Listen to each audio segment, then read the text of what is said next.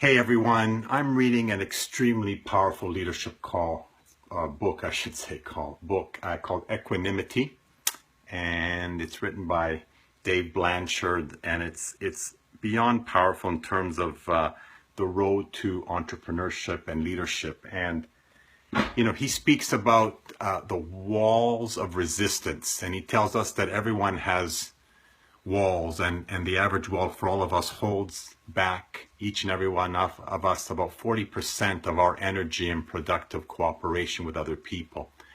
And it's not hard to take down someone's wall if we see those people as a unique person and take the time to truly listen to people.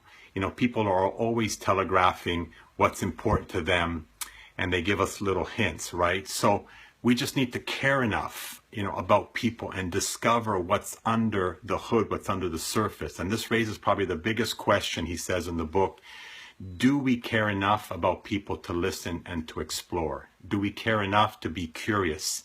Do we care enough to get out of our own head, and most importantly, out of our own agenda, and listen to other people? Okay, so if we show up with a lot of noise in our head when we're sitting down talking to someone, if we have our own agenda, and I love this quote, or with commission breath, okay, it quickly becomes an uncomfortable and unproductive moment. Okay, and you'd agree, we can all tell when someone is in a hurry, has commission breath, or is using a technique. And we speak about agape love cannot be fake. And, always be aware of where you are in a conversation. Leave your agenda at the door before you step into someone else's world, he says in the book, Dave. Once you're in someone else's world, it's all about them, nothing about you, and stay in their world. Because when we listen to someone, we discover things we didn't know. We gain a clearer perspective.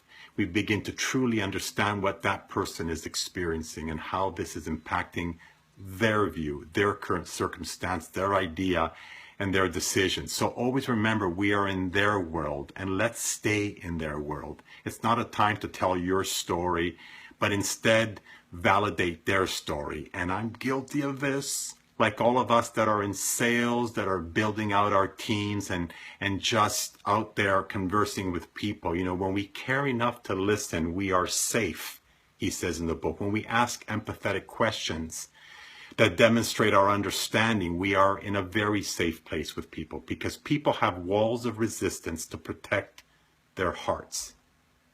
If we are in a safe place, there's no longer a need for walls. And when these walls come down, a person releases a huge reserve of energy and cooperation, on average an additional 40%, like I said. So the greatest gift we can give a person is for them to feel understood. You've heard that from many people, because, when was the last time someone actually listened to you, but really listened to you until you really felt understood, and you didn't actually need them to fix you?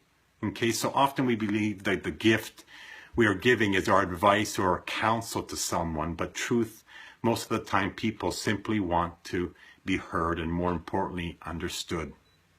And the book really spells this out really, really powerfully. It is very rare to find someone who really cares enough to actually listen until we're understood. So let this be your guiding principle, Dave says. Listen, because you're going to be one of the rare ones. So we always want to be aware of where we are in a conversation. When we're in another person's world, stay in that world. Listen. Focus on their story, not yours. What happens when someone tells us a really interesting story, and we want so badly to tell this person our story? Perhaps we might even think that our story is even more interesting than their story, or what we want to share is more exciting.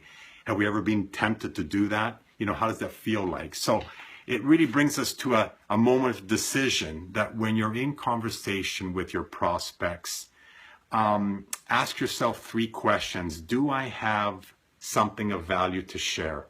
Is it the right time to share? And is this person ready to listen? Again, do I have something of value to share with this person? Is it the right time to share? But most importantly, is this person ready to listen? If the answer is yes to all 3 of these questions, then you can invite them into your world and share. You cared enough about the person. We've heard a verbal hint, a tip of the iceberg, and now the person's ready to hear what you have to say. They opened the door and they ushered you in. And once this person's world has opened up, our sole agenda was to take down their wall and break that resistance. You know, if we've done so, we've accomplished, and then nothing else matters.